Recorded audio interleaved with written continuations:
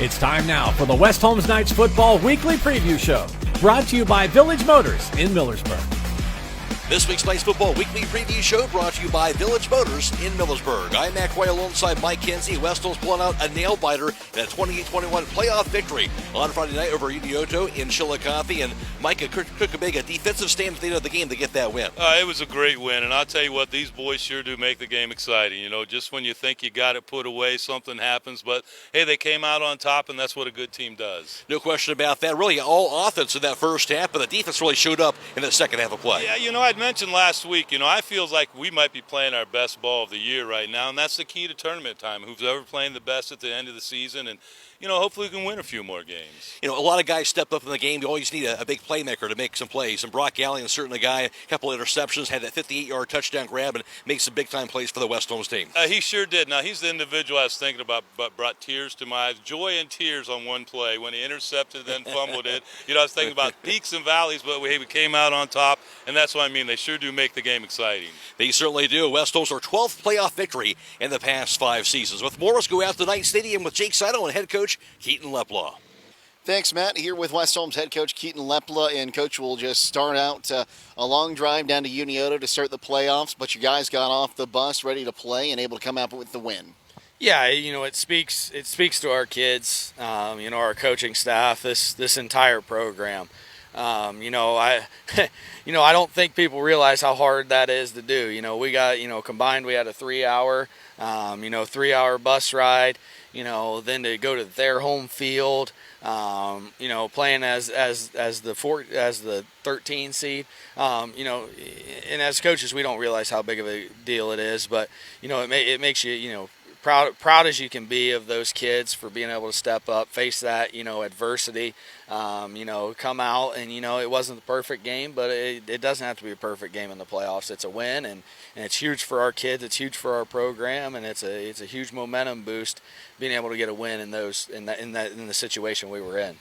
Coach, you and I talked at halftime of that game, and you said you wanted to see your defense step up, and that they did in a huge way. A big turnover to start the second half, an interception returned down to the 1-yard line, and a few big stops, especially right at the end. What can you tell us about that?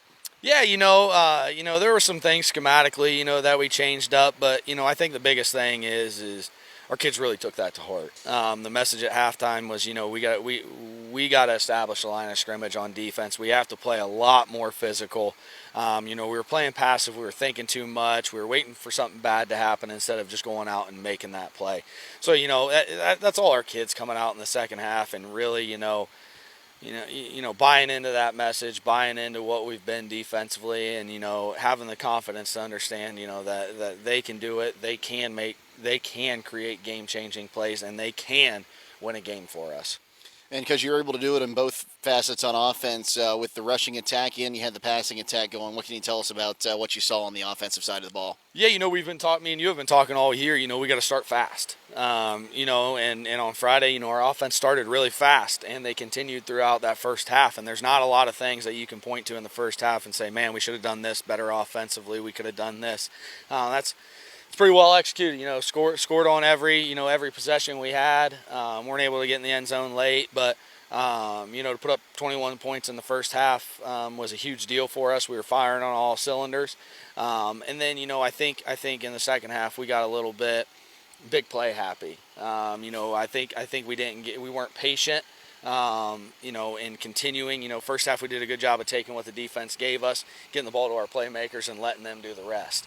I think second half, we were looking for the deep ball, we were looking for the big shot. We were, we got away from, taking the short stuff, a couple of mishandled snaps. But, when it came down to it, we got a big turnover defensively and put the ball on the 3-yard line. And the biggest thing is, we brought our heavy package out, and it didn't take us 2, 3, 4 plays to get in. It was the very first play. Our offense moved those guys a mile, and Brody walked into the end zone. So, that's huge for us in the second half. And that's what the game's about. Offense played really good in the first half. Defense didn't. So offense stood up for us. Second half, offense didn't play great, didn't execute great, but, our defense came out and gave a great effort. So, it's a tale of two halves. You'd like to put those two halves together into a game, which we're still looking for. But, at the end of the day, they grinded it out. They showed their toughness, and we got to win when, all odds were against us. And Coach, you'll have to show your toughness again this week. You're heading over to East Liverpool.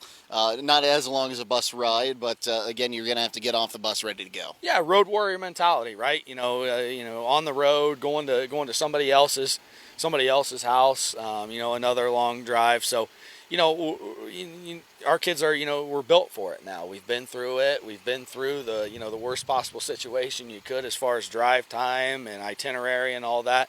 So, we've got that under our belt. We understand how those days work. We're going to keep the day Friday just the same as we did last Friday. But, these kids believe in themselves, man. You saw those kids after the game. That's the most excited I've seen this group of kids. They're really starting to believe in themselves and understand that they're able to do it, that they're able to be, the aggressor, the more physical team on offense, the more physical team on defense. And just like you said, we're going to have to be that this week to get another dub. Okay, well, Coach, thanks for your time today. Good luck on Friday. Thank you. I appreciate it. Back now with West Holmes, Brock Gallion and Brody Bowman. Brock, we'll start with you. You had 2 interceptions in that win on Friday night over Unioto.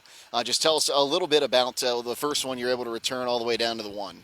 Well, at the start of the game, I didn't really think I was going to be playing safety, but came to it, and I went in, hopefully give the team a spark, and just got a good play to take the ball back on, and kind of disappointed I didn't get in the end zone, but taking it back to the 1's good enough.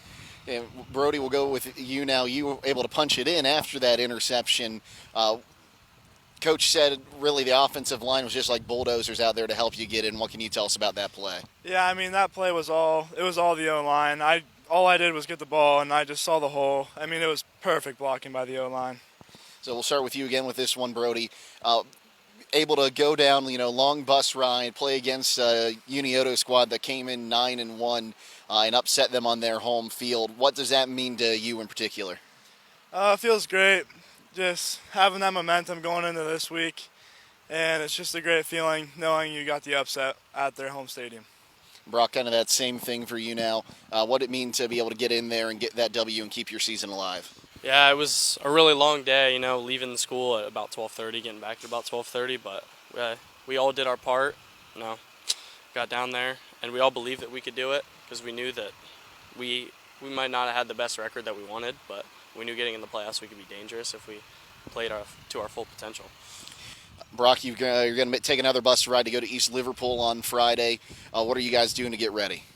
No, just working hard every day in practice. Just have to keep grinding and keep getting better every single day. Brody? Yeah, he pretty much said it all.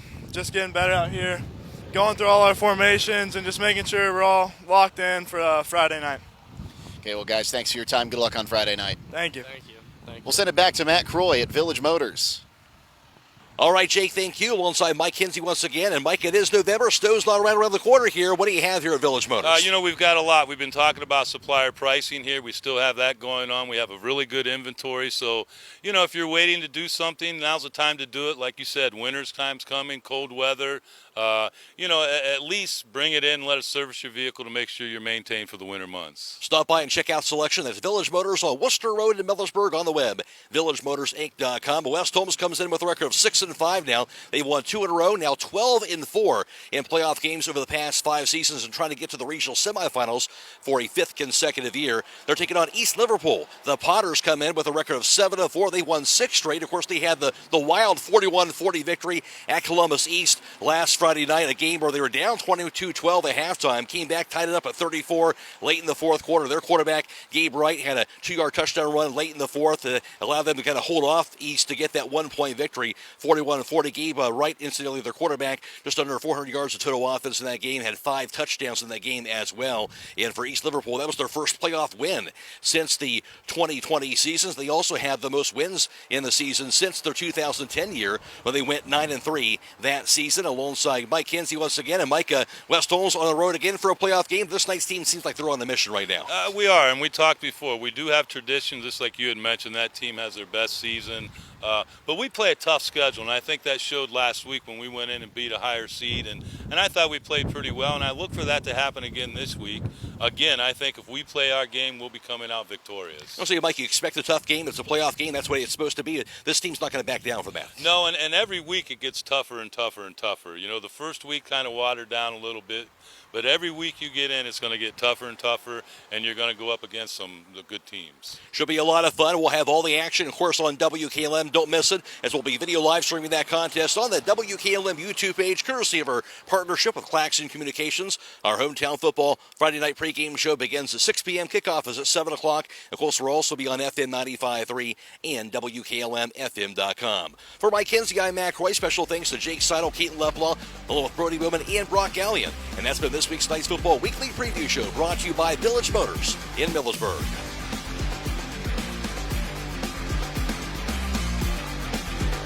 You've been watching the West Holmes Knights Football Weekly Preview Show, brought to you by Village Motors in Millersburg.